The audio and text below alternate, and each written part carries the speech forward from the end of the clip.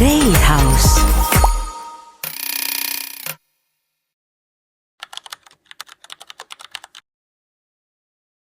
Sinu kliendil on soov olla moodne mees.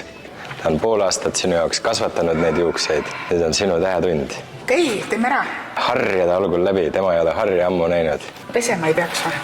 No võiks, aga ta ütles, et ta just tuli duši alt trennist, nii et usume teda. Kas siukest soengut on muidu raske teha või? Oleneb, ütleme, kui esimest korda lõikad, siis ta võib osutuda keeruliseks. Kui oled kääridega pikemaid lõikusi palju teinud, siis on see hästi lihtne. Ei, no ma teen ära. Väike toetab siia, ülejäänud sinna, siis on juba mugav. Hästi on. Ja teise kätte võta kamm. Tahtsin kunagi juuksuriks saada, enam ei taha. Ja niimoodi hakkangi lõikama või? Ei, siis me saame poti. Ja.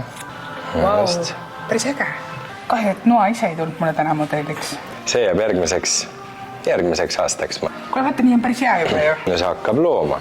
Ma võtan julgelt kohe. No võta julgelt. Ja need on ju kõigest juuksed, need kasvavad tagasi. Muidugi.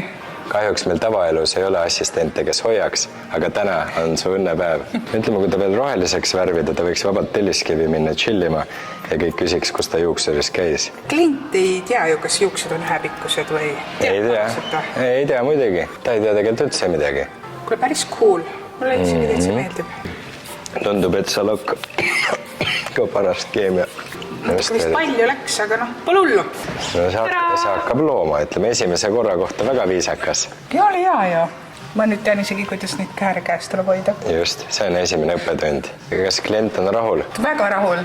Mulle tundub ka, nägu naeratab ja... Ta isegi tahtis joot raha jätta. Treehouse.